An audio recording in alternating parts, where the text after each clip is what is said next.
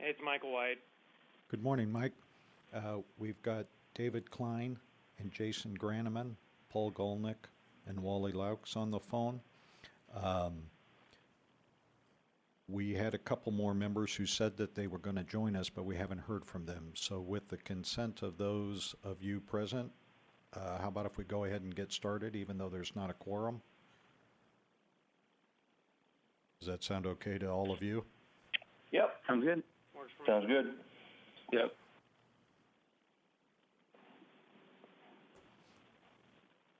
Okay, the agenda is similar to what we've done in the past for meetings during session. There'll be a ledge update and an administrative update. And as always, please feel free to ask questions at any time. Beginning with the ledge update, I'm sure you'll all recall the board did not recommend any legislation for this upcoming session, but you did adopt contribution rates. Notice went out, and it's on the board website, that the governor's proposed budget did include the rates adopted by the board, and the budget's been introduced in both the House and the Senate. I've talked with a number of legislators already this session, and there doesn't seem to be at this time any interest in changing the board's rates. Several legislators kind of caution that by saying, who knows when the budget negotiations get serious, what could come into play, but at least now rates don't seem to be in play. A second item, though, to inform you about that was in the governor's budget. You'll recall the board recommended and the legislature passed a bill several years ago that created a benefit improvement account, and that there would be a payment from the state general fund into that account whenever state revenue growth hit a certain trigger. That trigger was hit in the past biennium, so there is a $25 million payment to the benefit improvement account owing for this biennium. That $25 million payment was not in the governor's budget. And again, that information is out on the board's website. At this point in time, there doesn't seem to be really any consensus about what's going to happen with this.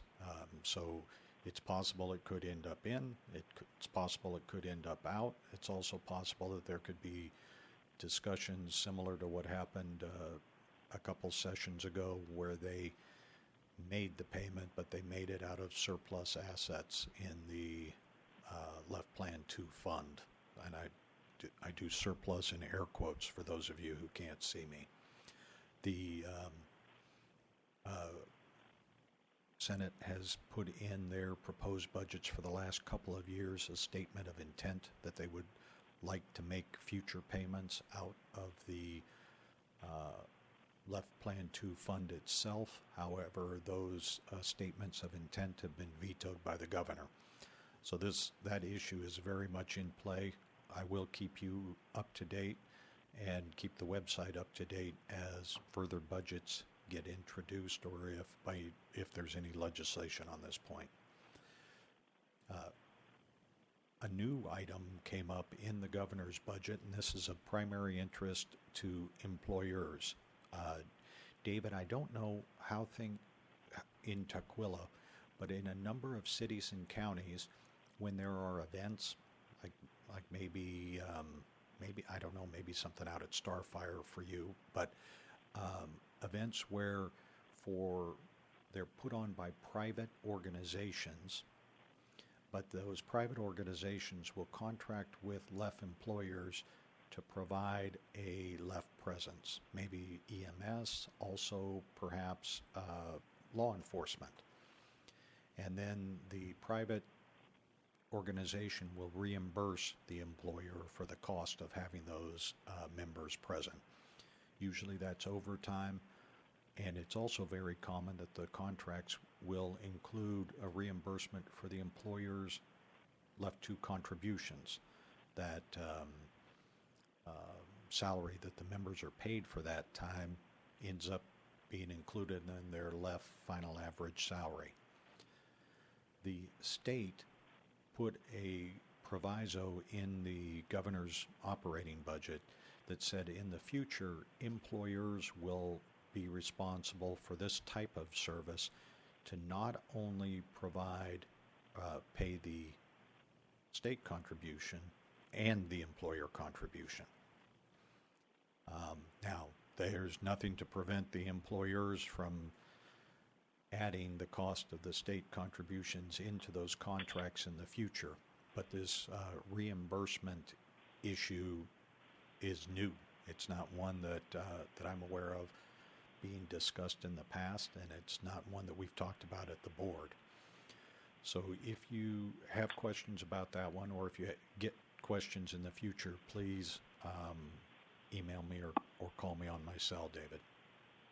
That'd be great. I'd like to have. I'd heard that it would be interesting because we do get reimbursement for exactly that. We do try to recover all these costs. So what I'm hearing is that the state wants us to recover their costs as well.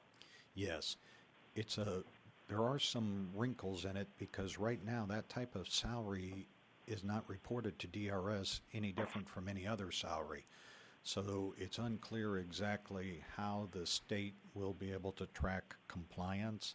It's also unclear how DRS will be able to track that salary and the differing contributions, different from other contributions coming in from that particular employer.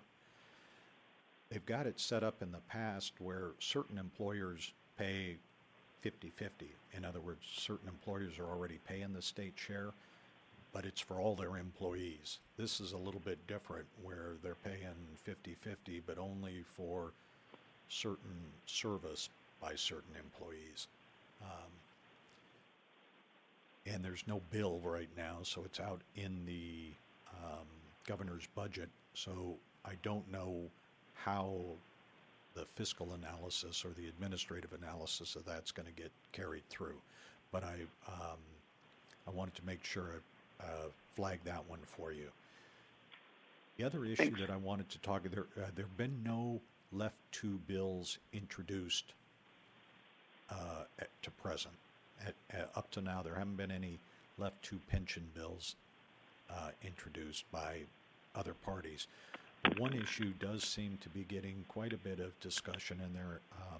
The Public Hospital District Association has told some of the stakeholders that they intend to introduce a bill on the public hospital district EMT issue. This is one that the board had educational briefings on last session.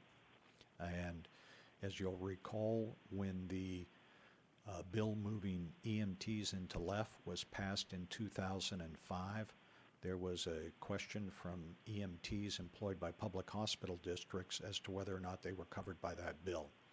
And they reached out to the Department of Retirement Systems, and the Department of Retirement Systems determined that, yes, a public hospital district is a district within the definition of employer for LEF. However, that decision was appealed by the hospital districts, and it's been working its way through the DRS administrative process since 2006. Some of the issues are still in front of DRS, and some of the issues have been appealed in Chelan court. But to date, there's been no action. The Chelan case was filed a little over a year ago, but there's been no action on it at all. No hearings, no briefs, no schedule for hearings or briefs. It's just been kind of in limbo. I will keep you informed to the extent that we hear anything further about a hospital district EMT bill being introduced, and we'll keep the website up to date on that issue as well. I know some of the hospital district EMTs are members of the State Council of Firefighters, Mike, so I'm sure that's an issue that you guys are tracking as well, but I wanted to bring that up in case there were any questions by some of the other board members about that particular issue. All right. For now, unless there are questions, then that would conclude the ledge briefing portion. Hey, Steve, it's Mike. Yeah.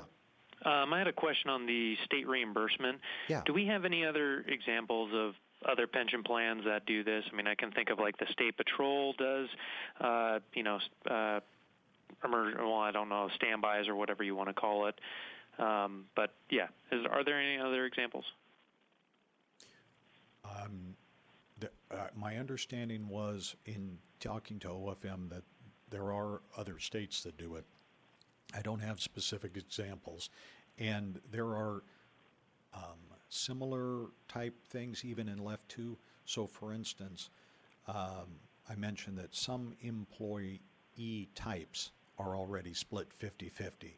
So when higher education firefighters, I think, was one of the groups, were added into LEF as members, the state said, okay, they're in, but you, the higher education institution, you're responsible for paying both the employer share and the state share. That's a 50-50 split, if I remember right. There's a couple of groups, I think Port Police Officers is another one, where and essentially the state said, for this type of service, we feel that the state's interest, which is reflected in the state contribution, doesn't rise to the same level as the state interest in most police and fire public safety service. And so that seems to be the distinction that they are relying on for this policy-wise for this type of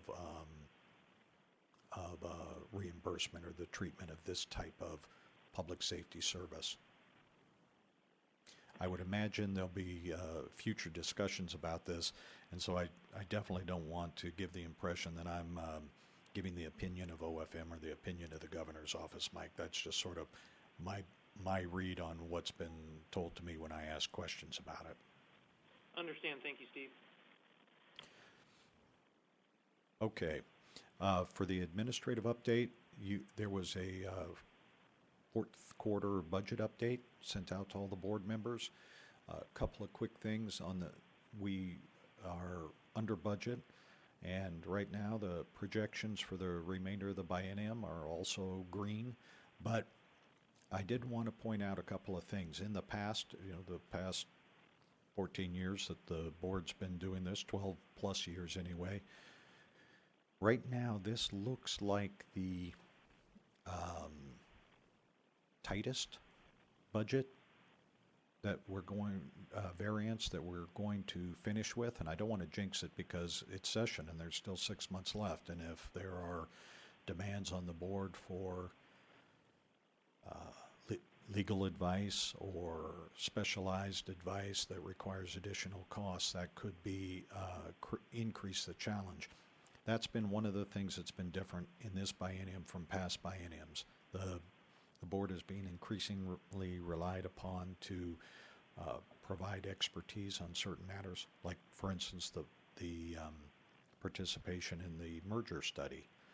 And those responsibilities often create additional costs. So, for instance, the board consulted with Ice Miller and private firm, another in Seattle, to K&L Gates on the merger issue. However, there was no funding provided in the study to reimburse the board for those expenses. Now, we did put in a supplemental request that was included in the supplemental budget for some of those legal expenses. But, and even if, and right now it looks like we're going to be fine, but I just wanted to flag that in case some of you were noticed that the variance this year is much tighter than it has been in past biennia and had questions about that. The next item I wanted to talk about was the final month of payment issue. You'll recall earlier this interim, David, Department of Retirement Systems talked to the board about their potential interest in running a bill that would provide that the final month's pension payment that goes out to members or their beneficiaries is always going to be a full month. Currently, if the member dies in the middle of the month sometime, or the beneficiary dies in the middle of the month, they or their estate are required to reimburse the pension funds, to reimburse DRS for that partial month, that final month. There's going to be a cost. They realized there was going to be a cost, and earlier on they notified you and the select committee that they were not going to be pursuing legislation this session, but they'd continue working with the actuary to get those costs. And I committed to you to share those costs when they became available, and they are. So the state actuary has done their fiscal analysis of this issue. For LEF 2, their analysis says that the total cost of this issue would be 6 basis points.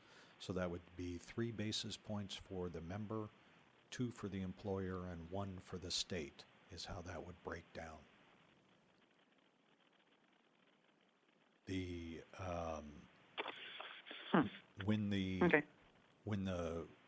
interim begins, I'll make sure that fiscal analysis, David, and the issue is flagged. That was part of the follow-up that the board requested from last year. So that'll be on the agenda as like a follow-up item for the first meeting of this interim, whenever that is. Well, thank you, Steve. It's good to know what the actual basis point impact is as we look at any other changes. So, thanks. Okay. Another item that I wanted to give you an update on is DRS rulemaking. As you'll recall, about a year ago, I told you that the Department of Retirement Systems and the LEF 2 board staff were going to be working together on joint rulemaking during this upcoming interim. And that's been ongoing. There were a couple of rules. For instance, some of the proposed draft language, DRS was able to consider that and incorporate it into their rulemaking on disaster response bill that was recently passed. There's also been ongoing dialogue with the department on the duty disability rules, and in fact had a additional meeting with the department yesterday to discuss the board history of some of the duty disability issues and flag some of the areas where additional rulemaking is needed. DRS has set up a project team for the upcoming interim to work on this issue. Sean Merchant is the Strategics Initiatives Manager over at DRS, and he and his unit will be heading this up. You'll recall that Sean was a former deputy director here with the board. The project manager for the project is Greg Deem, who is a senior research analyst for the board. So they certainly have people over at DRS who are familiar with this topic and the board's historical input or policy decisions with respect to this topic. And so I expect that I'll be continuing on this upcoming interim, and we'll keep you updated. The final item for the administrative update is outreach activities. WACOPS had their legislative conference, their winter meeting, they call it, here in Olympia. They asked me to talk about LEF 2 board issues or issues of interest. I informed them there were no legislative proposals, but I did talk to them about the governor's budget and the merger study. The Washington State Council of Firefighters has their ledge conference next week. I've been asked to speak to them about the exact same thing, give them an overview of who the LEF board is and what you do, and then talk with them a little bit about there's no bills, here's what's in the budget, and answer questions about the merger study if there are any. With that, that concludes my administrative and legislative updates. The next meeting is scheduled for February 22nd. It's scheduled to be in the same type of format as this, where it'll be a ledge briefing and a administrative briefing. And are there any questions about any of the items that we talked about today, or anything that you want to add to the discussion next month? Hey, Steve, this is Wally. Yeah, Wally. Hey, I had a member contact me and ask if the board would be willing to study an issue regarding people who are on the catastrophic disability. Apparently, as it stands, all of their medical costs aren't covered due to the language in the statute. Apparently, if they're on Medicare A and B, those costs are covered, but if they happen to have a Medicare Part D or any other supplemental insurance, those premiums aren't covered. Yeah, that is an issue that was discussed when the catastrophic bill was first introduced back in 2005, and so that is something that we can give the board a kind of an update on, and see if there's interest in, review those policy decisions, if you will. And that actually reminded me, Wally, of another issue. It hasn't formally come before you yet, but I was contacted by representatives of tribes, trying to get a little bit of background on how and if it was possible that tribal law enforcement officers could join the LEF system. I told them that the best thing to do would be to make a formal request to the board, write in something about that, and then see if it was the board's will to study that issue. We haven't received that formal request yet, but I wanted to give you a heads up that potential issue is out there as well. But with directly to your question, Wally, I'll make sure that we've got an educational briefing on that decision regarding supplemental Medicare plans and the drug plans for the first meeting of the year. Okay, great. Thanks, Steve. Are there any other questions or requests? Okay. With that, then, I will speak to you all again on February 22nd, if not sooner. Please remember, you can always email me or call me directly on my cell phone anytime during session with any question. Thanks. Thank you, Steve. Thanks, All right. Steve. Bye, guys.